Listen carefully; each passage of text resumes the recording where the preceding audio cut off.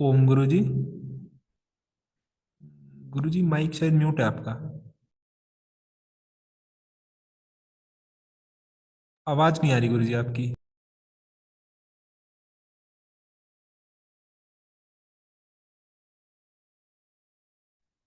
जी जी, तो दूसरे अध्याय के 48वें श्लोक पर हम विचार करेंगे। योगस्थ कुरु कर्माणि संगम त्यक्त्वा धनंजय सिद्ध्य सिद्ध्यो समो भूत्वा समत्वं योग उच्यते। पिछले वाले श्लोक में ये कहा था कि कर्म करो पर फल की इच्छा मत करो। फल पर तुम्हारा अधिकार नहीं है, कर्म करने में ही केवल अधिकार है। और कर्म फल का जो हेतु है, कर्म फल माँ कर्म फल हेतु भू।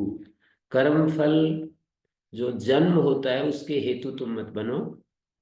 माते संगोस्त्व कर्मणि, और तुम्हारा संग, तुम्हारी आसक्ति अकर्म में भी नहीं होनी चाहिए कि फल तो चाहिए नहीं, फिर मैं कर्म दुख जिनमें दुख ही दुख मिलता है ऐसे कर्मों को मैं क्यों करूं। ये भाव भी तुम्हारा नहीं होना चाहिए कि जब कर्म का फल ही नहीं लेना तो मैं क्यों कर्म करूं, ऐसा जो भाव आ जाया करता है उसका मना कर रहे हैं भगवान कि माते संगोस्त्व कर्मणि। तुम्हारा अकर्म में भी आसक्ति, संग मनी आसक्ति, अकर्म में भी मानी कर्म न करने में भी आसक्ति नहीं होनी चाहिए।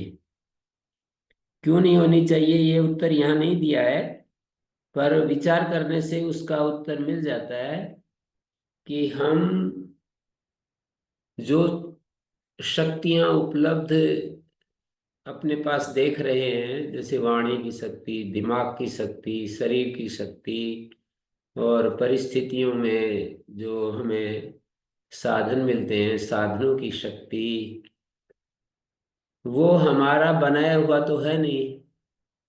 जैसे शरीर हमें मिल गया, वाणी हमें मिल गई, और बुद्धि मिल गई, और विशेष विशेष कुछ गुण भी मिल गए। अब उन सबको पा करके हम सुख लें तो सुख देना भी चाहिए। नीति यही कहती है कि हम दूसरों से कुछ अच्छा लेते हैं तो हमें देना भी चाहिए। तो इस दृष्टि से हम हम भोजन लेते हैं, हम सूरज की धूप लेते हैं, वायु लेते हैं, पानी पीते हैं, और हमारी इंद्रियां, हमें इंद्रियों मिली हैं, इंद्रियां अपना अपना काम करती हैं, हमें ज्ञान देती हैं। और बाल्यकाल से जब से हम पैदा हुए लेते ही चले आ रहे हैं, तभी हम बढ़ते हैं। हमारे गुरुजी कहते थे कि उस समय को याद करो जब एक घूंटी नहीं मिलती तो हमारा क्या हाल होता। माँ की घूंटी, एक घूंटी थोड़ा सा बिल्कुल छोटी सी घूंटी होती है, तो वो ना मिलती तो हमारा क्या होता।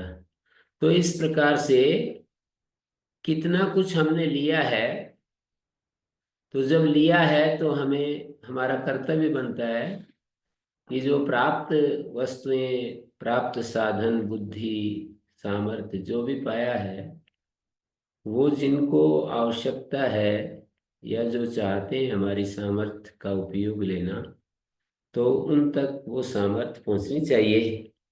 तो इसलिए अकर्म में तुम्हारा आसक्ति, तुम्हारा मन नहीं होना चाहिए कि मैं कर्म क्यों करूं जब फल ही नहीं चाहिए। कर्म का प्रेरक हेतु केवल फल नहीं होता है कि हमें फल मिले तो हम कर्म करें। कर्म के प्रेरक हेतु और भी कई चीजें हैं कि हम जिंदे रहने के लिए इस अस्तित्व से क्या क्या लेते हैं, कितना लेते हैं, और जब लेते हैं और फिर हम अपने शरीर को बनाए रखने के लिए भी निरंतर लेते चले जा रहे हैं, तो इस शरीर की ऊर्जा, बुद्धि की शक्ति, मन की शक्ति, ये सारी चीजें, इन सब चीजों को पा करके मैं इनका सदुपयोग ना करूं और निठल्ला होकर के बैठ जाऊं, ये नेक नीति के विरुद्ध हो जाएगा। तो इसलिए माते संगोस्त कर्मणि, अकर्म में भी तुम्हारा संग ना हो। मानी कर्म त्याग में कि भाई मैं फल तो मुझे चाहिए नहीं, फिर मैं फल फल ही नहीं चाहिए तो मैं कर्म ही क्यों करूं। फल के लिए कर्म करना ये तो एक बात है, सकाम कर्म जिनको कहते हैं। लेकिन फल से अपने मन को हटाकर फिर भी हमें कर्म तो करने चाहिए, क्योंकि जो ऊर्जा मिली है उस पर हमारा कोई अधिकार नहीं है, वो तो अस्तित्व ने हमें दी है। और अस्तित्व ने दी है तो वो कर्म,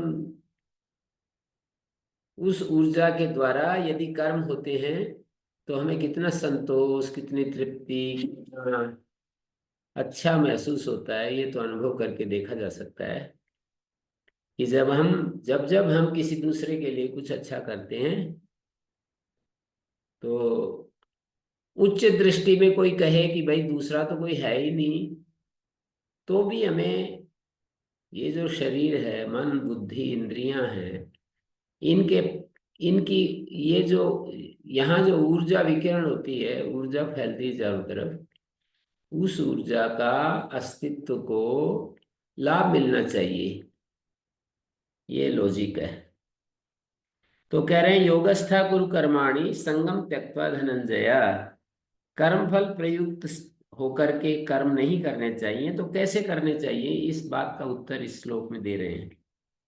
कर्म फल प्रयुक्त होकर के तो कर्म नहीं करने चाहिए, ये तो मना कर दिया। फिर कर्म कर्म फल से प्रेरित होकर के, कर्म के फल से प्रेरित होकर कर्म नहीं करने चाहिए, तो फिर कैसे करने चाहिए। तो कहते हैं योग में स्थित होकर के आसक्ति त्याग करके कर्म करने चाहिए। योग में स्थित होकर कुरु कर्माणि कर्म करने चाहिए, केवल ईश्वर प्रीति के लिए। और ये आसक्ति भी छोड़ देनी चाहिए कि ईश्वर मेरे से प्रसन्न होगा। ईश्वर की प्रीति के लिए भाई, जैसे कि इन संसार में हम किसी के प्रति श्रद्धा रखते हैं तो उसकी प्रीति के लिए कर्म करते हैं। किसी के प्रति हम अच्छे भाव रखते हैं, सद्भाव रखते हैं, श्रद्धा रखते हैं, तो उसकी प्रीति के लिए कर्म करते हैं। उसमें ये कह रहे हैं, ये भी आसक्ति छोड़ देनी चाहिए कि ईश्वर मुझसे प्रसन्न, ईश्वर जो है भगवान मेरे से प्रसन्न हो जाए।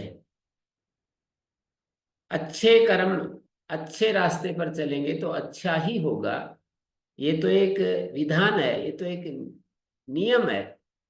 पर हमारी बुद्धि में, ये हमारे भाव में यदि ये बात बैठ गई कि ईश्वर मुझसे प्रसन्न हो जाए, तो इसको भी मना कर रहे हैं कि संगम त्यक्त्वा, ईश्वर मेरे से खुश हो जाएगा, ये खुश हो जाए, इस आसक्ति का भी त्याग करके तुम्हें योगस्थ होकर कर्म करना चाहिए। योग में स्थित होकर के हमें कर्म करना चाहिए। तो इतनी बात कहने के बाद योगस्थ हे धनंजय संगम तत्वा सिद्धि असिद्ध्यो समो भूत्वा, सिद्धि और असिद्धि, सफलता विफलता में सम होकर के, सिद्धि और असिद्धि में सम होकर के। और यहाँ पर एक बात है, सिद्धि क्या है और असिद्धि क्या है। जब फल की तृष्णा से शून्य होकर के कर्म करेंगे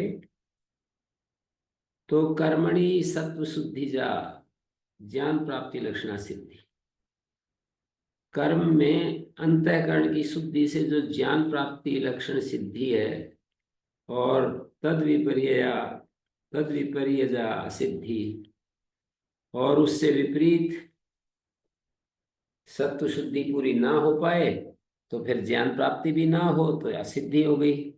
तो इन सिद्धि और असिद्धि में सम होकर, एकदम तुल्य होकर, सम होकर, चाहे सिद्धि है चाहे असिद्धि है, एक जैसा विचार करते हुए कर्म तुम्हें करने चाहिए, योग में स्थित होकर के। योगस्था कुरु कर्माणि, योग में स्थित होकर के कर्म करने चाहिए। समत्वम योग उच्यते,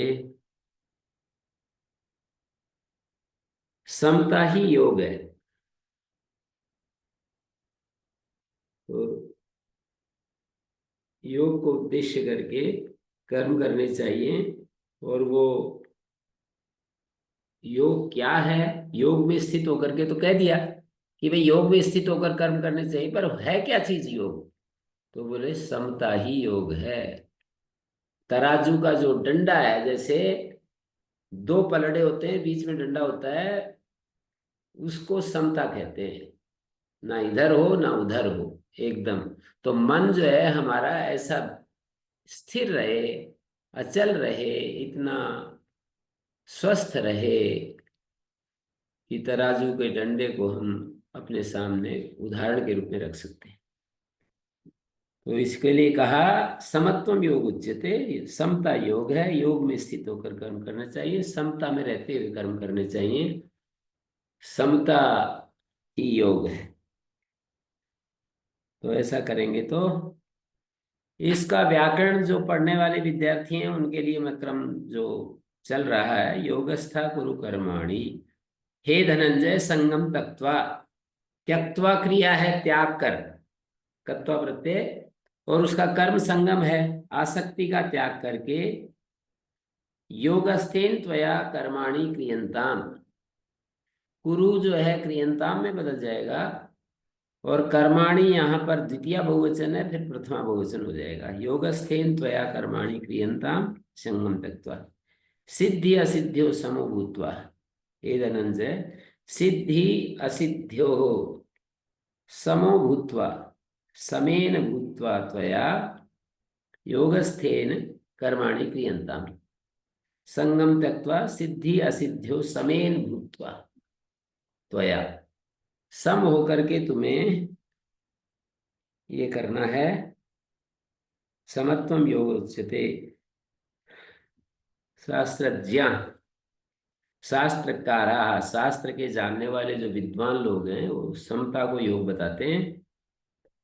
समत्वम योगम ब्रुवंती शास्त्रज्ञ,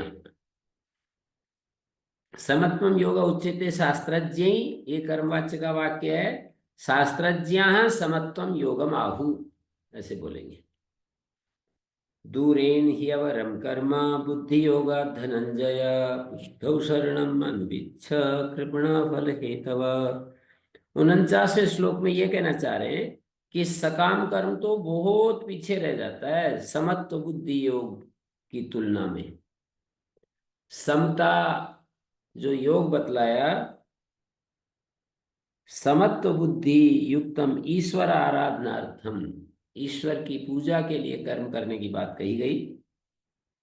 तो कह रहे हैं दूरेण अति विप्रकर्षेण ही अवरम अधमम निकृष्टम कर्म फलार्थिना क्रियमाण। ये जो कर्म है ईश्वर की आराधना के लिए जो कर्म किया जाता है, समत्व बुद्धि, समत्व बुद्धि युक्त जो कर्म किया जाता है, समता रूप जो बुद्धि है, समत्व बुद्धि से युक्त होकर जो ईश्वर आराधन के लिए कर्म किया जाता है, इस कर्म की तुलना में दूरेण ही अवरम कर्म है। अवरम माने निकृष्ट है, नीचे है, बहुत पीछे है। दूरेण ही अवरम कर्म, अवरम मानी अधमम निकृष्टम कर्म फलार्थिना क्रियमाण, फलार्थी के द्वारा किया जाता हुआ ये कर्म दूरेण अति विप्रकर्षेण अधमम, ये तो बहुत ही नीचे रह जाता है। बुद्धि होगा धनंजय, दूरेण ही अवरम कर्म अति विप्रकर्षेण, अवर कर्म है ये, निम्न श्रेणी का कर्म है समत्व बुद्धि योग की तुलना में। समत्व बुद्धि युक्तात् कर्मणा जन्म मरणादि हेतुत्वात्, जन्म मरणादि का हेतु होने से ये जो कर्म है जो कि फलार्थी के द्वारा किया जा रहा है कि मुझे स्वर्ग मिलेगा, मुझे बहुत अच्छे सुख साधन मिलेंगे, अच्छे मेरे को बुद्धि मिलेगी, अच्छा रूप मिलेगा, अच्छा शरीर मिलेगा, अच्छा मेरे को वाक शक्ति मिलेगी, अच्छी बुद्धि शक्ति मिलेगी, अच्छे माता पिता, खूब धन धान्य से भरे हुए माता पिता मिलेंगे, और आगे चल करके मैं राजा भी बन सकता हूँ, यहाँ तक कि मुझे मिल सकता है। ये सब जो है, इन सब सामने लक्ष्यों को रख करके कि मैं कर्म करूंगा, कर्म करूंगा तो मुझे बदले में खूब ऊंची ऊंची चीजें मिलेंगी, और ऊंची चीजों की जो पराकाष्ठा है वो प्रधानमंत्री तक पहुंचने में है। जो ऊंची चीजें मिलेंगी लौकिक दृष्टि से, तो लौकिक दृष्टि से जो सर्वोत्तम चीज है वो ये है कि राजा बन जाना। तो ये कहना चाह रहे हैं कि चाहे राजा तक पहुंच गए तुम, फिर भी वो बहुत छोटा है इस जो ये समत्व बुद्धि से युक्त होकर के जो कर्म किए जाते हैं इसकी तुलना में, इसके कंपैरेटिवली, इसकी तुलना में जिन कर्मों से राज मिलता है, राजा बनते हैं, वो कर्म भी बहुत छोटे हैं, बहुत दूर रह जाते हैं वो।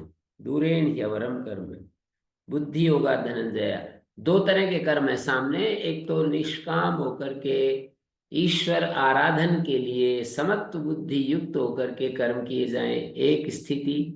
दूसरी, बड़े बड़े उत्तम काम किए जाएं, लोकोपकार के, संसार को सुख देने के काम किए जाएं, और उनमें दृष्टि ये बनी रहे कि इसका फल स्वर्ग मिलेगा, इसका फल मुझे बहुत ही, मेरे पास संसार में सुख साधनों का अंबार लग जाए, ऐसा मैं चाहता हूँ कि मैं बांटूं, जिससे कि वो चीजें लौट करके मेरे पास आ जाए। जो हम बांटते हैं वही वापस आ जाता है। वो हमारे पिछले योजना में विधायक रहे हैं अभय सिंह यादव, तो वो एक बार मेरे को सुना रहे थे कि वो जो एक चंबल की घाटी में एक डाकू रहती थी महिला, बाद में उसने सरेंडर कर दिया, और वो क्या नाम था उनका, एक महिला थी जो चंबल की घाटी में डाक, फूलो देवी। हैं, फूलो देवी। क्या बोला? फूलो देवी। हाँ, फूलों। फूलन देवी। फूलन देवी जो थी, उसको किसी ने, वो बैठी हुई थी अखबार पढ़ रही थी, और वो किसी ने आकर के उसको गोलियों से भून दिया।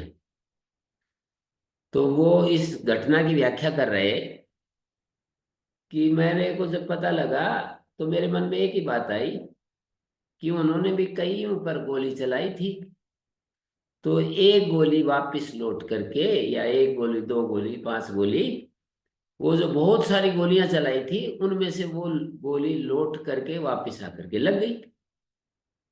तो हम जो करते हैं वो हमें लौट करके वापस मिल जाता है।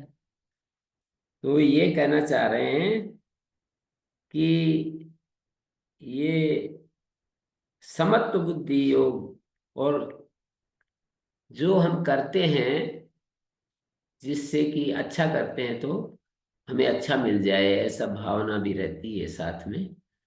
मतलब कोई अन्न क्षेत्र चलाता है, कोई गरीबों को कंबल बांटता है, कोई कुछ करता है, उसके पीछे भाव तो यही रहता है ना। गायों को किसी पर्व पर, त्योहार पर गायों को खिलाते हैं, गुड़ खिलाते हैं, दान देते हैं, तो उसका प्रयोजन यही रहता है कि कहीं ये हमारे संकट में काम आएगा, हमारे को संकट से बचाएगा, वो हमारे को सुख देगा, ये सब हमारे कर्म सुख देंगे।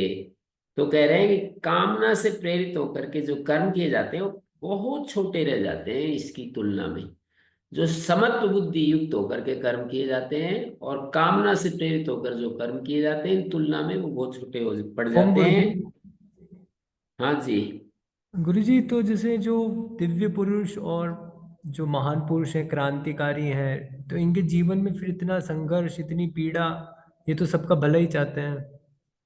जी हाँ, भला तो चाहते हैं, पर दो बातें देखिए, गीता का जो सूक्ष्म अन्वेषण जब हम करेंगे पूरा, एक तो फल की इच्छा होती है, एक होती है कर्तृत्व का, जो साथ कर्म किए जाते हैं, कर्तृत्व का त्याग पूर्वक या वह कर्तृत्व के साथ।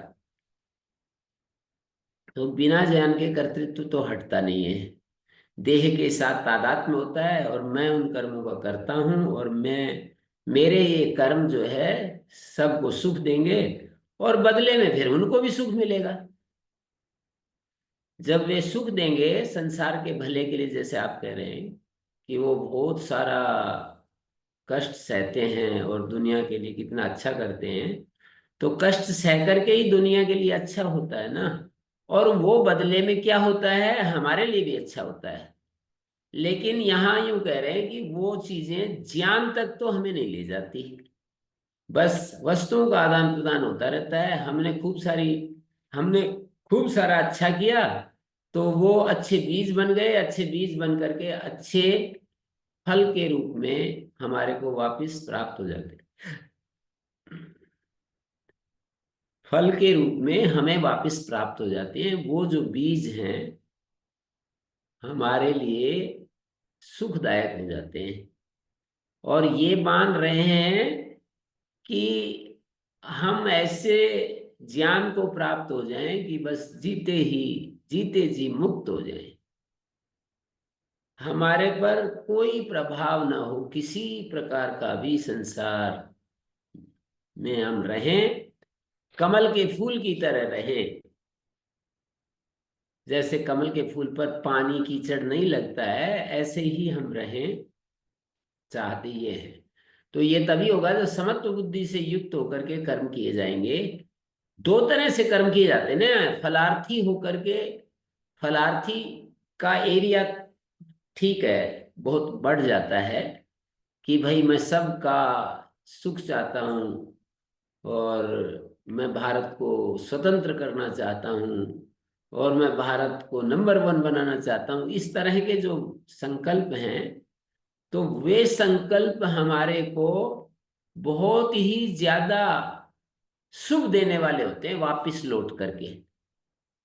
ये जो ऐसे संकल्प होते हैं कि दुनिया के सुख को, दुनिया मानी अपने देश के सुख को हम बढ़ाना चाहते हैं, जब ये भाव रहता है कि अपने देश के सुख को हम बढ़ाना चाहते हैं, अपने परिवार के सुख को बढ़ाना चाहते हैं, उसमें भी लौट करके हमें सुख मिलता है यदि सच्चे मायने में। पर ये दायरा जितना अधिक बढ़ता जाएगा, उसमें हमारा जो हमारा जो सुख है और भी ज्यादा बढ़ता जाएगा। केवल परिवार के सुख के लिए करेंगे तो हमें भी सुख मिलेगा, पर वो मात्रा उसकी कम होगी। फिर गांव के सुख के लिए करेंगे तो हमें भी सुख मिलेगा, मात्रा बढ़ जाएगी थोड़ी। परिवार से गांव के सुख के लिए कर्म करेंगे तो मात्रा बढ़ जाएगी, उससे ज्यादा अपने प्रांत के, उससे भी ज्यादा पूरे देश के सुख के लिए करेंगे तो मात्रा बढ़ती जाएगी सुख की। लेकिन ये जो निष्काम होकर के, समत्व बुद्धि से युक्त होकर के जो कर्म किए जाते हैं, ये ईश्वर आराधन के लिए, ईश्वर की पूजा के लिए, उससे हमारा चित्त शुद्ध होता है। हमारे चित्त में जो जो राग और द्वेष जो पलते रहते हैं, उनका द्वंद्व जो है मिट जाए, ऐसी बुद्धि पैदा हो जाती है हमारे भीतर। तो ये समझने की बात है यहाँ पर। बुद्धौ शरणम अन्विच्छ कृपणा फल हेतवा, बुद्धि समत्व बुद्धि की आश्रय ग्रहण करो। भगवान कह रहे हैं समत्व बुद्धि। हम अर्जुन स्थानीय हैं पढ़ने वाले, हमको कह रहे हैं कि बुद्धि की, समत्व बुद्धि का शरण लो। योग विषयक जो बुद्धि है उसकी शरण ग्रहण करो। मानी ये जो कर्म योग वाली बुद्धि और कर्म योग का परिपाक ही सांख्य बुद्धि में जाता है, उसका आश्रय ग्रहण करो। अभय प्राप्ति कारण वही है, उसकी चाहना करो। परमार्थ ज्ञान के शरण में आओ। बुद्धौ शरणम, योग बुद्धि की शरण, योग विषय बुद्धि की शरण ग्रहण करो। माने कर्म योग का अनुष्ठान करो, उसके कर्म योग का जो परिपाक होगा तो वो ज्ञान में होगा, सांख्य बुद्धि में होगा। परमार्थ ज्ञान की शरण आओ, क्योंकि जो सकाम भाव से कर्म करते हैं, अवरम कर्म कुर्वाणा कृपणा दीना फल हेतवा फल तृष्णा प्रेरिता संता, फल की तृष्णा से प्रेरित होकर के जो कर्म करते हैं, चाहे उसका दायरा कितना भी बड़ा हो, वो कृपण ही है, बेचारे हैं। कृपणा फल हेतवा, जैसे कि वहां पर कहा है बृहदारण्य के 3 अध्याय में, यो वाई तदक्षरम गार्गी अविदित्वा अस्मान लोकात् तैतीस कृपणा। हे गार्गी, जो आत्म तत्व को, एतद अक्षरम, इस अक्षर तत्व को, परमात्म तत्व को बिना जाने इस लोक से जो जाता है, वो कृपण है। कोई व्यक्ति ज्ञानी होकर के ये सब अच्छे अच्छे काम करता है, उसके काम निष्काम हो सकते हैं, और वो तो उसके बारे में ये हीन भाव नहीं रख रहे हैं। अवर कर्म उनके लिए कह रहे हैं कि जो ज्ञान तो नहीं है, आत्मज्ञान तो नहीं है, लेकिन इतनी बुद्धि आ गई है कि मैं संसार के भलाई के लिए कर्म करूंगा तो मुझे भी अच्छा मिलेगा, मुझे मेरे साथ भी अच्छा होगा। इतनी बुद्धि बन गई है, सुन करके बन गई, या कहीं पढ़ करके बन गई, या किसी संस्कार से बन गई कि मैं अच्छा करूंगा तो मेरी बुद्धि नहीं, मेरा मेरा जो कर्माशय है वो अच्छा बनेगा, और अच्छा बनेगा तो मुझे खूब साधन सुविधाएं मिलेंगी, खूब मेरे जीवन में शक्ति आएगी, सामर्थ्य आएगी। शक्ति कहते हैं पॉलिटिकल पावर, मेरे हाथ में पावर होगी, मेरे हाथ में शक्ति होगी, साधन होंगे, धन ऐश्वर्य होगा। और कहा है आसुरी संपत्ति में आगे चल करके, यक्षे मोदिश यक्षे दास्यामि मोदिष्ये इति अज्ञान विमोहिता। अज्ञान विमोहित कहा है उनको, जबकि वो कैसी बात कह रहे हैं, यक्षे दास्यामि मोदिष्ये, मैं यज्ञ करूंगा, मैं दान दूंगा, मैं खुश हो जाऊंगा, ऐसे ऐसे भाव भी आसुरी संपत्ति में गिने।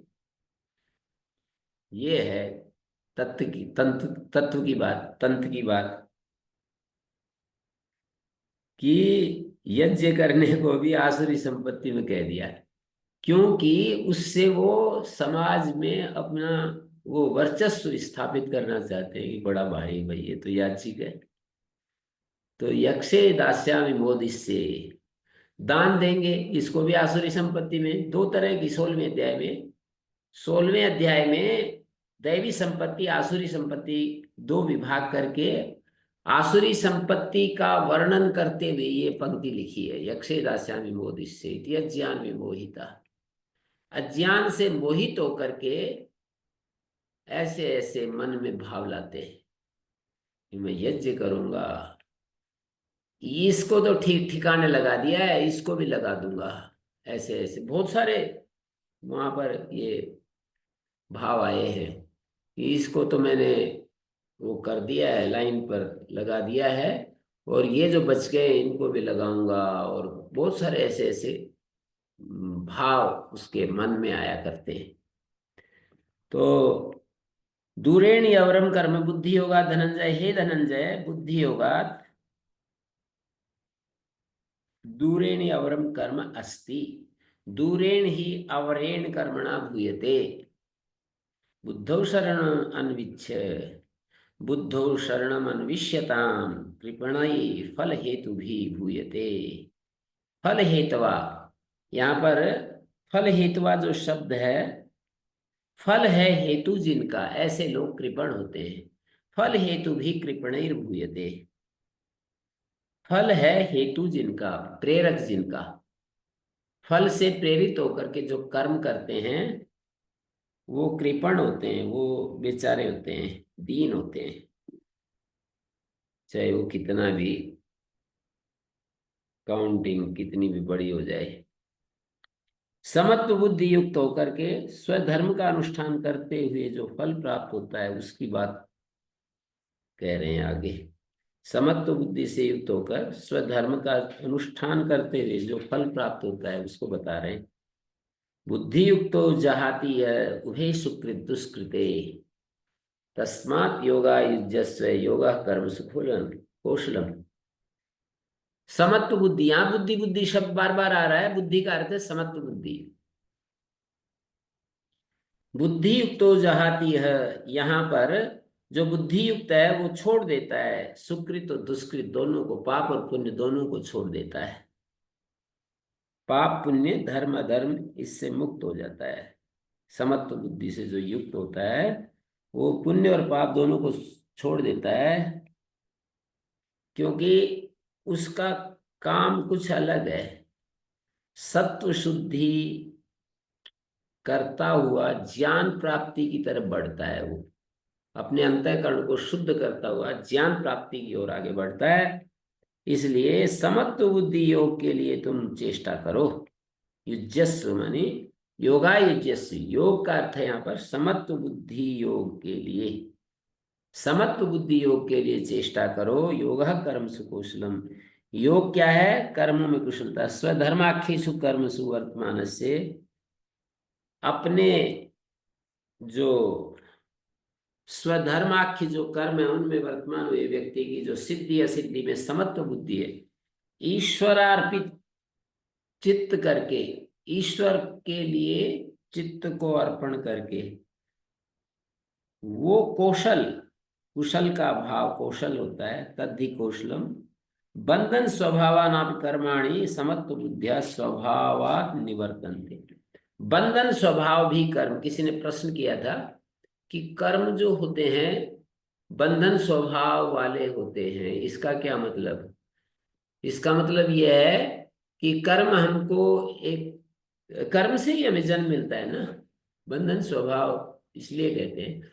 और कर्म से जन्म मिलता है, कर्म से हमारी स्वभाव बनता है, उस स्वभाव से फिर हम उन उन कर्मों को करते हैं, अच्छे और बुरे। हम जो स्वभाव बना लेते हैं उन स्वभाव से प्रेरित होकर अच्छे बुरे कर्म करते हैं। तो बंधन स्वभाव वाले जो कर्म है वो जो समत्व बुद्धि से युक्त होकर के जब हम कर्म करते हैं तो अपने स्वभाव से अलग हो जाते हैं। कर्म अपने स्वभाव से बदल छूट जाते हैं, अपने स्वभाव से निवृत्त हो जाते हैं। बंधन स्वभाव नहीं रहता कर्मों का। जब समत्व बुद्धि से युक्त होकर के कर्म करते हैं तो कर्मों का स्वभाव जो बांधना है वो बांधना नहीं रहता है। तस्मात् समत्व बुद्धि युक्तो भव त्वम, इसलिए समत्व बुद्धि योग की कितनी महिमा है उसको तुम प्राप्त करो। सकाम कर्म के चक्कर में मत पड़ो। बुद्धि युक्तो जहाती है, बुद्धि युक्त माने कर्मणि समत्व विषय या बुद्धिया युक्त, समत्व विषय वाली जो बुद्धि है उससे युक्त सुकृत दुष्कृत दोनों को त्याग देता है। ऐसे कहेंगे बुद्धि युक्तेन उभे सुकृत दुष्कृते इह हीयते। जहाती कर्तृवाच्य का है, हीयते जो है कर्मवाच्य का प्रयोग होगा। ओ हाक त्यागे धातु है, ओ हांग गतो, ओ हाक त्यागे हीयते। धातु पाठ में 3 धातुएं होती हैं, उनमें मांग माने भ्रिया में डुभ्रिय धारण पोषण हो, जहाती जिहीते बनता है, एक का मिमीते बनता है, विभर्ती बनता है।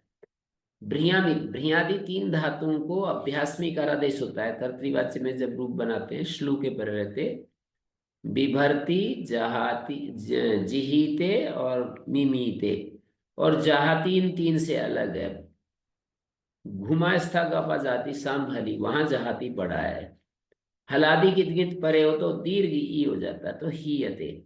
तो हम कहते हैं बुद्धि युक्तेन उभे सुकृत दुष्कृते ही एते तस्मात् योगा युज्यस्व, इसलिए योग के लिए समत्व बुद्धि योग के लिए चेष्टा करो। समत्व बुद्धि योगाय युज्यताम त्वया, त्वम युज्यस्य त्वया युज्यताम। योगा कर्मसु कौशलम योगेन कर्मसु कौशलेन भूयते। योगः कर्मसु कौशलम अस्ति। योगः योगेन कर्मसु कौशलेन भूयते, कुशल भावेन भूयते। तो कर्मजं बुद्धियुक्ता ही फलं त्यक्त्वा मनीषिणा जन्मबंध विनिर्मुक्ता पदम गच्छन्त्यनामयम्। हाँ जी। तो मतलब बुद्धि से ही तो पाप पुण्य धर्म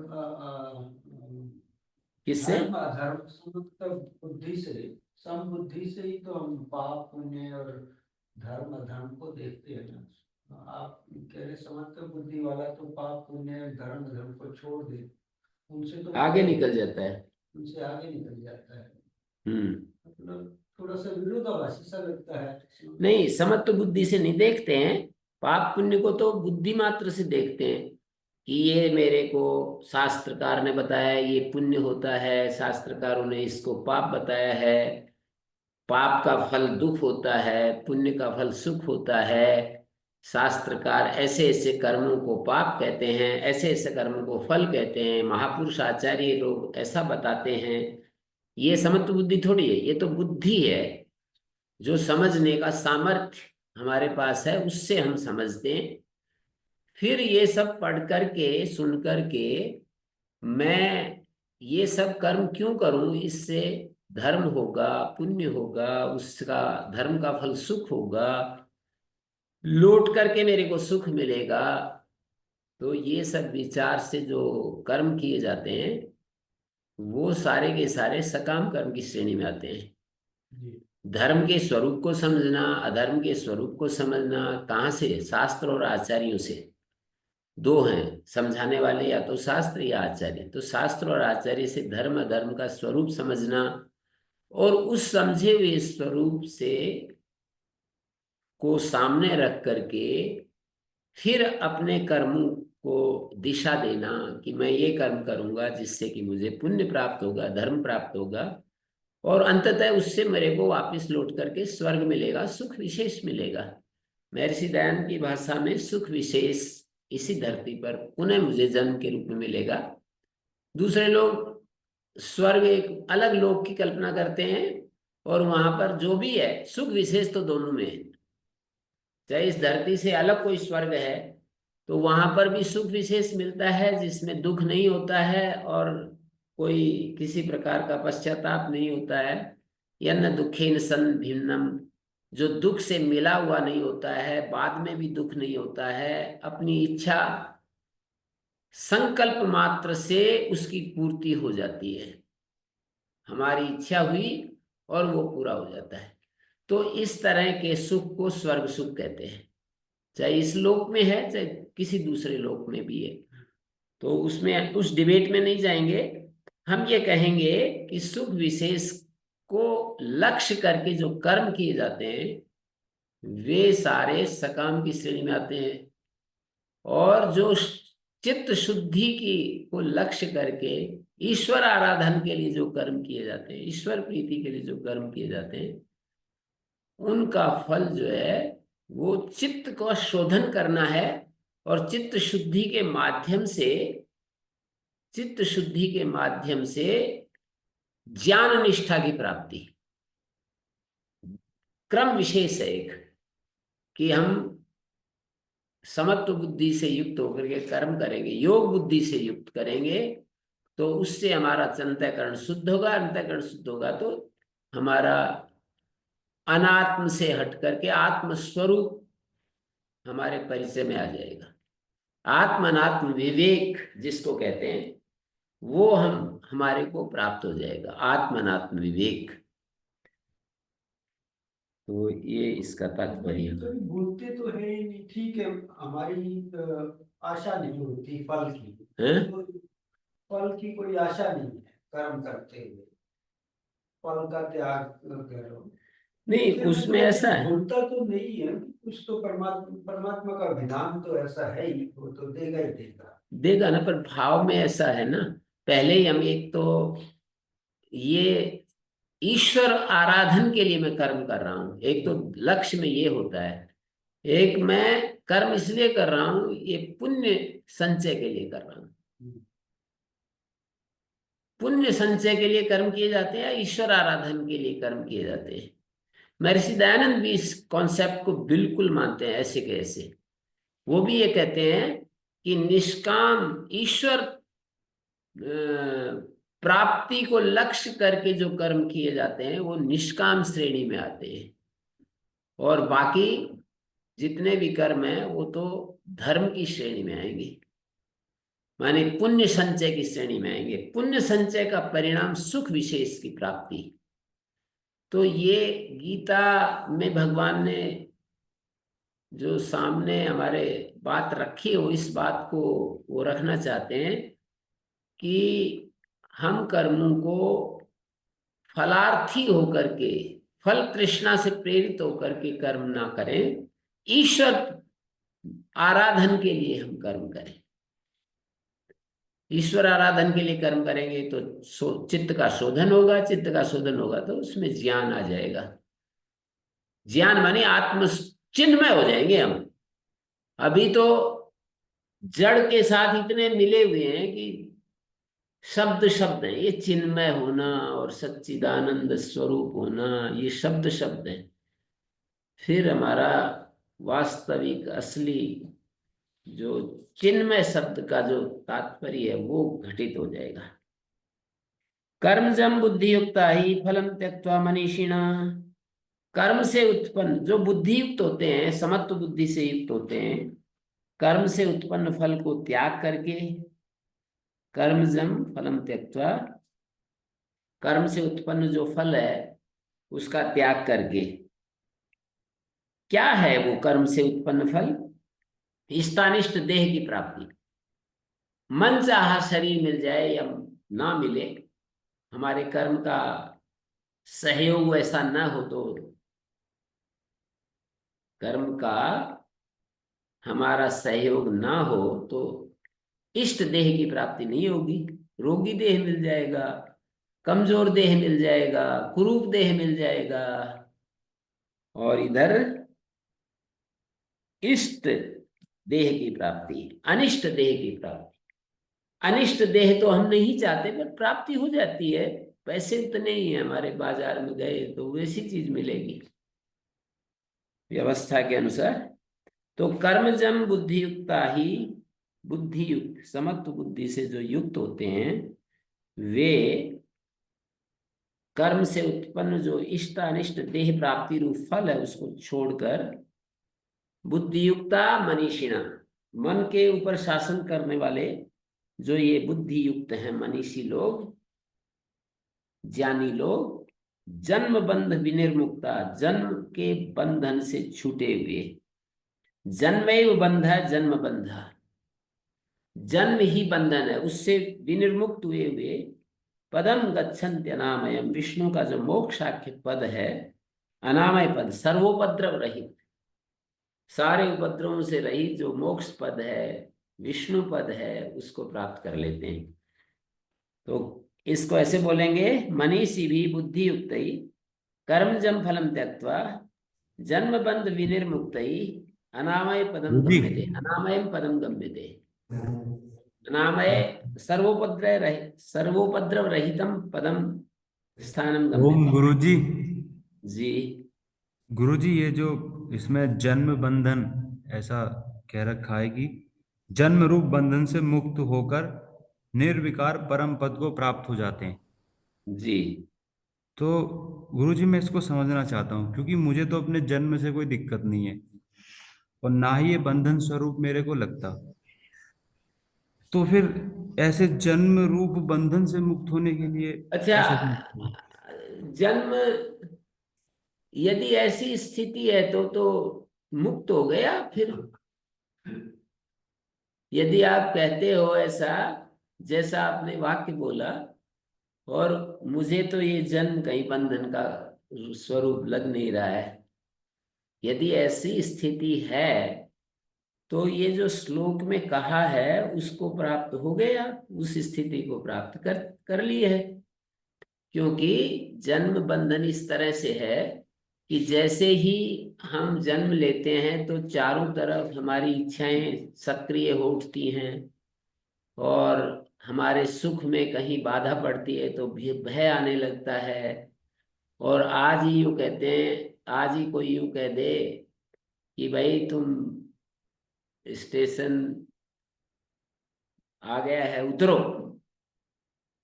मैंने गाड़ी में सफर कर रहे हैं और कोई हमको यूं कह दे कि उतरो, अपने छोड़ो इसको, ट्रेन को, तो हमें भय आएगा।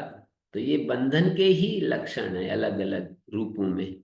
कभी हमें भय आता है, कोई हमें कान पकड़ करके कहे कि उतरो भाई, तो हमें एक बार डर लगेगा। मृत्यु, यदि, मैं ये कहना चाह रहा हूं, इस शरीर का मरण हो जाए, वियोग हो जाए, तो फिर हमें भय लगने लगेगा कि हमारे तो बहुत सारे काम रह गए, अरे कुछ फिर कर नहीं पाए, अरे ये ऐसे ही हो गया, उसे जीवन में ज्ञान तो मिला नहीं, ये तो ऐसे ही चला गया जीवन। ऐसे अफसोस आएगा, पश्चाताप आएगा, भय आएगा। तो ये सारे बंधन के ही तो रूप हैं। और फिर ये जो क्लेश होते हैं, जन्म हमें शरीर के रूप में मिला, फिर अविद्या, कहीं अस्मिता, कहीं राग, कहीं द्वेष, ये सारे जो हैं, मृत्यु, भय, पंच क्लेश हमें सताते हैं। कहीं भ्रांति हो जाती है, कहीं व्याधि हो जाती है, जो योग मार्ग के बाधाएं हैं ना, व्याधि, स्त्यान, संशय, प्रमाद, आलस्य, अविरति, भ्रांति दर्शन, विषयों की चाह हमें खींचती रहती है। भ्रांतियां, पांच जो विपर्य हैं, भ्रांति दर्शन, मानी जो चीज जैसी है वैसी नहीं दिखाई देती, उल्टी पुल्टी दिखाई देती है। और जो हमारा इष्ट है वो प्राप्त नहीं। तो ये सारे बंधन ही तो हैं। कभी दुख होता है, कभी हम्म, कोई हमारा अपमान कर दे, कोई हम जो हम चाहते हैं वो हमारा घटित ना हो तो हमें परेशानी होती है। ये सब बंधन के ही रूप हैं। तो यदि कोई इनसे पार हो गया तो जीवन मुक्त हो गया।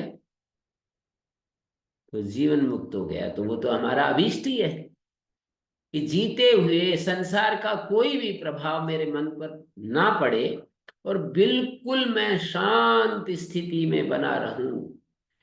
संसार की कोई भी चीज मुझे प्रभावित ना करे, कोई भी। उसका नाम जीवन मुक्त है, और प्रभावित करने का नाम बंधन है। चीजें हमको प्रभावित करती हैं, हमको खींचती हैं, हमको उल्टा पुल्टा कर देती हैं। कहीं लोभ आ जाता है, कहीं मोह आ जाता है, कहीं अहंकार आ जाता है, कहीं ईर्ष्या आ जाती है, कहीं द्वेष आ जाता है। थोड़ी देर के लिए सही, यदि थोड़ी देर के लिए भी नहीं आती है तो जीवन मुक्त है। थोड़ी देर के लिए, एक क्षण के लिए आई, फिर विचार के द्वारा हमने उसको हटाया, अरे ये क्या सोच रहा है तू, दूसरे एक विचार गड़बड़ आ गया तो दूसरा विचार से हमने उसको धकेला कि हटो, मेरे पास जगह नहीं है तुम्हारी। तो इस तरह से इसको बंधन कहते हैं। कोई चीज पैदा हो गई, फिर दवाई दे करके उसको ठीक किया हमने, तो इसको बंधन कहते हैं। हाँ, कभी भी कोई रोगी नहीं पड़ता है, स्वस्थ रहता है। ये तो शरीर के स्तर पर नहीं, मैं सूक्ष्म शरीर के स्तर पर भी कह रहा हूं। भौतिक शरीर के स्तर पर तो पता चलता है, सूक्ष्म शरीर के स्तर पर भी तो उसको बंध कहते हैं। जन्म बंध विनिर्मुक्ता पदम गच्छन्ति अनामय, विकार रहित उस पद को प्राप्त कर लेते हैं। जन्म बंध विनिर्मुक्त अनामयम पदम गम्यते, अनामय विकार रहितम पदम स्थानम गम्यते।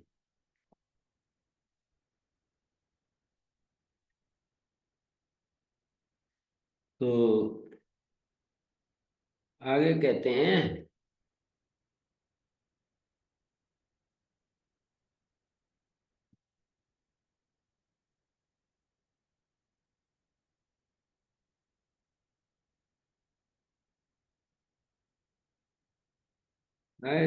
यदा ते मोह कलिलम बुद्धिर्व्यतितरिष्यति तदा गन्तासि निर्वेदं श्रोतव्यस्य श्रुतस्य च। 52वां श्लोक। योगानुष्ठान जनित सत्व शुद्धि जा बुद्धि कदा प्राप्स्यते, इसका उत्तर दे रहे हैं। योगानुष्ठान से जनित जो सत्व शुद्धि से उत्पन्न हुई बुद्धि, अंतःकरण की शुद्धि से उत्पन्न हुई बुद्धि कब प्राप्त होगी, इसका उत्तर दे रहे हैं। यदा यस्मिन काले, कहते हैं जिस समय, तब मोह कलिलम, मोहात्मकम अविवेक रूपम कालस्यम,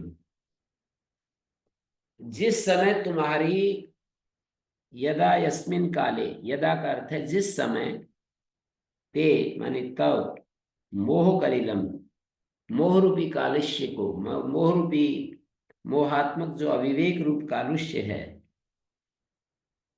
जिससे आत्मानात्म विवेक बोधम कुलशीकृत्य विषयम प्रति अंतःकरणम प्रवर्त्यते, जिस कालुष्य के कारण आत्मानात्म विवेक जो बोध है उसको कलुषित कर देता है, वो कालुष्य मोह कालुष्य, मोह कालुष्य जो आत्मानात्म विवेक बोध को कलुषित कर देता है और विषय के प्रति अंतःकरण को लगा देता है। वो कालुष्य, मोह कालुष्य विषय के प्रति हमारे अंतःकरण को प्रेरित कर देता है। उस कालुष्य को तुम्हारी जो विवेक बुद्धि है जब पार करेगी, शुद्ध भाव को प्राप्त करेगी, तुम्हारी बुद्धि व्यतितरिष्यति व्यतिक्रमिष्यति, तुम्हारी बुद्धि जब उसको पार करेगी, मोह कालिल को, मोह कालुष्य को, मोह का जो कालुष्य है, अज्ञान के द्वारा जो उत्पन्न कालुष्य है, इस कालुष्य को, जिससे कि आत्म अनात्म का भेद हमारी बुद्धि नहीं कर पाती है, तदा गंतास निर्वेदम श्रोतव्यस्य श्रुतस्य च, तो वो बुद्धि कब प्राप्त होगी, उत्तर दे दिया, तब तुम उस जो सुनने योग्य है और जो अब तक सुना है सब से वैराग्य हो जाएगा, तुम्हें वैराग्य हो जाएगा। कहने का अभिप्राय है तब तुम्हारे अंदर ये भाव पैदा होगा कि भाई जो पाना था पा लिया, करना था कर लिया, जो जानना था जान लिया, भाई मेरा तो काम बन गया बस। सब अभी इस शरीर को कोई ले ले, उठा ले, या 100 साल बाद उठाए, कुछ फर्क नहीं है। इतना ज्यादा हमारा मन शांत हो जाए, अब मुझे ना पढ़ने की जरूरत है, ना मुझे कुछ सीखने की जरूरत है, ना कोई कुछ पाने की जरूरत है, ना कुछ जानने की जरूरत है। जैसे श्री कृष्ण ने 3रे अध्याय में जाकर के कहा है कि वो ये कहते हैं कि न में पार्थास्ति कर्तव्यम त्रिषु लोकेषु किंचन, तीनों लोकों में मेरा कोई कर्तव्य नहीं बचा। गुरु जी, जी गुरु जी जैसे जी कोई व्यक्ति का मन शांत हो जाए और वो अपने आप ही इस जीवन को येन केन प्रकार छोड़ दे तो जी, मन शांत हो जाए और ये इनके इन प्रकार क्यों छोड़ेगा? वो क्यों छोड़ेगा? उसको छोड़ने के लिए संकल्प करना पड़ेगा ना, मैं छोड़ूंगा। संकल्प करने के लिए उसको उसमें जाना पड़ेगा, कर्तृत्व में जाना पड़ेगा। जो व्यक्ति ज्ञान प्राप्त हो गया वो तो दृष्टा बन जाता है, साक्षी बन जाता है सब घटनाओं का, उसका कोई संकल्प ही नहीं बचता। अब वो क्यों संकल्प करेगा कि मैं इस शरीर को छोड़ देता हूं? ये जो बात है ना, मैं इस शरीर को छोड़ देता हूं, इसके लिए व्यक्ति को एक प्रकार से कोई कोई प्रतिकूलता अनुभव हो रही है, इसलिए मन में आ रहा है छोड़ देता हूं। कोई दिक्कत आ रही है, कोई कोई कष्ट आ रहा है उसको, कि उसको मन में ये आ रहा है कि इसको अब छोड़ देता हूँ, झंझट मुक्त हो जाता हूँ, झंझट महसूस हो रहा है।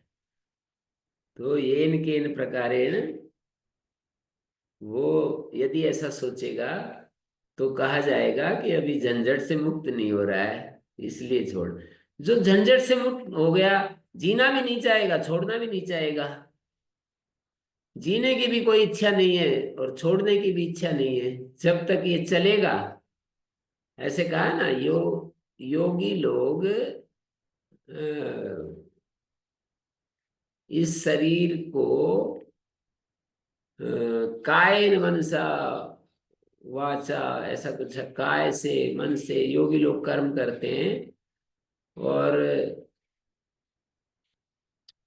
जब तक ये शरीर है, प्रारब्ध से मिला हुआ जो शरीर है, उसको भोजन पानी भी देते हैं। प्रारब्ध से मिले हुए शरीर को यदि हम ब्रेक लगाते हैं तो इसका अर्थ है कि हम कुछ अनईजी फील कर रहे हैं और हम उससे निकलना चाहते हैं, गेम से बाहर होना चाहते हैं। असुविधा महसूस हो रही है और गेम से बाहर होना चाहते हैं। तो कह रहे हैं यदा ते मोह कलिलम, मोह रूपी कीचड़ को बुद्धि जब पार कर जाएगी, मोह रूपी कालुष्य को, जिस कालुष्य के चलते आत्मनात्म विवेक बोध कलुषित करके विषय के प्रति अंतःकरण को प्रेरित किया जाता है, बुद्धि जब इसको पार करेगी, यदा ते मोह कलिलः बुद्ध्या व्यतितरिष्यते। मोह कलिला यहाँ पर प्रथमा हो जाएगी, बुद्ध्या व्यतितरिष्यते, कर्मवाच्य में बुद्ध्या व्यतितरिष्यते, तदा श्रोतव्य श्रुतस्य च निर्वेदः गंता, निर्वेदः गंता, यहाँ पर त्वया निर्वेदः गंता, श्रोतव्य और श्रुत इन दोनों के प्रति, दोनों का जो के प्रति जो वैराग्य है, निर्वेद कहते हैं, वैराग्य उदासीनता, उसको प्राप्त कर लोगे तब गंतासी, गंता गंतारो गंतार, गंतासी प्राप्स्यसि। तो गंता गंतारो गंतार गंतासी, गंतास्था गंतास्था गंतास्मि गंतास्व गंतास्म। तो श्रोतव्य श्रुतस्य निर्वेदः गंता, प्रथम पुरुष में गंता रूप बनेगा, ये तो द्वितीय मध्यम पुरुष का एक वचन है। तदा त्वया निर्वेदः गंता, श्रोतव्य और श्रुत का प्रति वैराग्य हो जाएगा। श्रोतव्यम श्रुतम च ते निष्फलम प्रतिभाति, मानी उस समय श्रोतव्य और श्रुत, जो सुना है अब तक और जो सुनना के लिए जो आगे सुनना चाहता है कोई व्यक्ति, उन दोनों में ही वो हो जाएगा। अब कोई अर्थ नहीं बचा, ऐसे कहते हैं ना, कोई अर्थ नहीं बचा।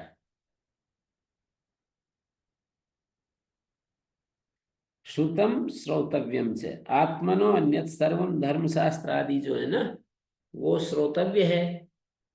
आत्मा के सिवाय और कुछ भी जो है मेरे लिए अब कोई कारगर नहीं बचा। आत्मा ही मेरा सब कुछ है और धर्म कर्म ये सब का कोई अर्थ नहीं बचा है।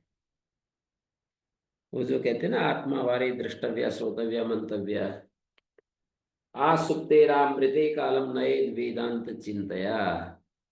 आसुप्ते आमृते, आसुप्ते सोने से लेकर और मरण तक, कालम नयेद वेदांत चिंतया, वेदांत चिंता से अपना समय बिताए। तो श्रुतेन किम श्रोतव्येन किम इति श्रुत श्रोतव्य विषय निर्वेदम प्राप्स्यसि। विवेक जल कलुषीकरणात् अविवेकस्य रजसायु कलिल शब्द व्यवहार है। विवेक जल को कलुषित करने से अविवेकस्य रजसायु, जैसे अविवेक रजोगुण होता है, तो यहाँ कलिल शब्द का व्यवहार किया, मोह कलिलम, मोह रूपी कालुष्य। श्रुति विप्रतिपन्ना ते यदा स्थास्यति निश्चला समाधव अचला बुद्धि तदा योगम अवाप्स्यसि।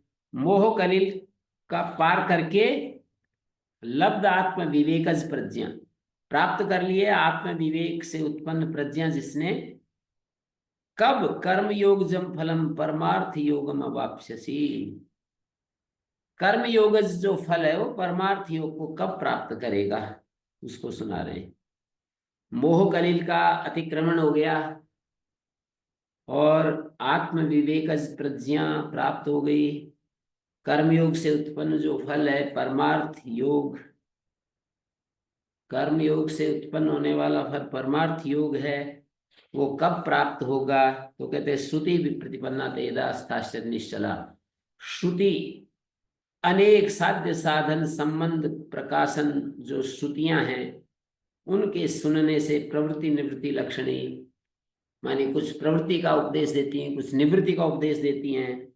विप्रतिपन्ना नाना प्रतिपन्ना श्रुति विप्रतिपन्ना विक्षिप्ता, जो हमारी बुद्धि, जो तुम्हारी बुद्धि, अर्जुन को भगवान कह रहे हैं कि ते बुद्धि तुम्हारी सुन करके अलग बहुत सारी बातें सुनते सुनते तुम्हारी बुद्धि वो हो गई है, चकरा गई, विप्रतिपन्न हो गई। तुम्हारी बुद्धि सुन सुन करके एकदम से चकरा गई। जब ये बुद्धि निश्चल होगी और समाधि में, जब ये बुद्धि, समाधि का यहाँ पर अर्थ है आत्मा में, समाधीयते चित्तम अस्मिन, समाधि आत्म तत्व को कह रहे हैं यहाँ। आत्म तत्व में अचल हो जाएगी, मानी विकल्प वर्जित हो जाएगी बुद्धि। निश्चला का अर्थ है स्थिर और अचल का अर्थ है विकल्प रहित।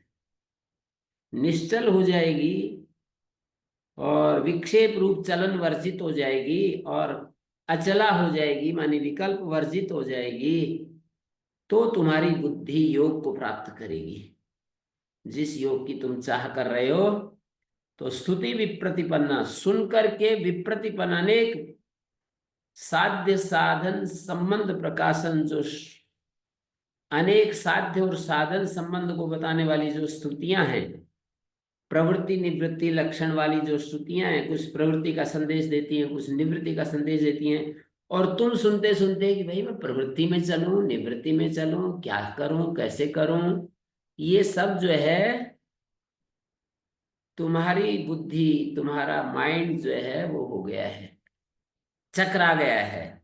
जब वो स्थिर होगा ना और आत्मा में जब विकल्प वर्जित हो जाएगा, तब तुम्हें योग की प्राप्ति होगी। श्रुति विप्रतिपन्नया ते यदा निश्चलया स्थास्यते समाधो अचलया बुद्ध्या, यदा यदा समाधौ आत्मनि अचलया बुद्ध्या निश्चलया स्थास्यते तदा योगः अवाप्स्यते। तदा योगम अवाप्स्यसि तदा योग अवाप्स्यते, तब योग को प्राप्त कर पाओगे। विकल्प शून्य हो जाएगी ना, जब तुम्हारी अचल हो जाएगी, विकल्प का मतलब संशय, संशय रहित हो जाएगी तुम्हारी बुद्धि। समाधो अचला बुद्धि, संशय मुक्त हो जाएगी। विवेक के द्वारा उत्पन्न जो प्रज्ञा है उसको यहाँ बुद्धि कह रहे हैं। जब समाधि में वो संशय मुक्त अवस्था को प्राप्त हो जाएगी ना, आत्मा में लगी हुई बुद्धि जब संशय रहित हो जाएगी, तब योग मिलेगा। तदा योगः अवाप्स्यते। तो यहाँ पर अचल बुद्धि की बात आई। इससे आगे जो प्रकरण चलेगा, अर्जुन को एक क्लू मिल गया कि ये जो अचल बुद्धि है कैसी होती है। जैसे इन्होंने कहा ना, आत्मा में तुम्हारी विकल्प रहित, संशय रहित, अचल निश्चल बुद्धि हो जाएगी, तब योग मिलेगा। तो ये अचल बुद्धि कैसे होती है, इसका साधन क्या है, ये कैसे मिलती है, अचल बुद्धि कैसे होगी, ऐसा प्रश्न आ गया अर्जुन का। कि ये समाज क्या बोलते हैं, स्थित प्रज्ञस्य का भाषा समाधिस्थस्य केशव। हे केशव, मुझे बताओ कि स्थित प्रज्ञ की क्या परिभाषा है, समाधिस्थ व्यक्ति का क्या स्वरूप होता है, स्थित धी व्यक्ति कैसे बोलता है, कैसे बैठता है, कैसे चलता है, उसका जीवन जब हम देखते हैं तो कैसा होता है, हमसे अलग कैसे उसको हम पहचाने कि ये जीवन मुक्त है और हम भी उसको प्राप्त कर सकें उस स्थिति को।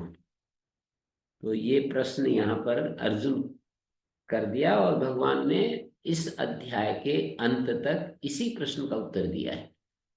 कि जो निश्चित बुद्धि कैसी होती है, अचल बुद्धि कैसे होती है, निश्चल बुद्धि कैसे होती है, स्थिर बुद्धि कैसे होती है, स्थित प्रज्ञ कैसे होता है, उसका स्वरूप क्या है और उसके साधन क्या है, ये सारा इस प्रकरण में बताएंगे कि उसका स्वरूप ये है, उसका साधन ये है, और अंत तक यही चलेगा।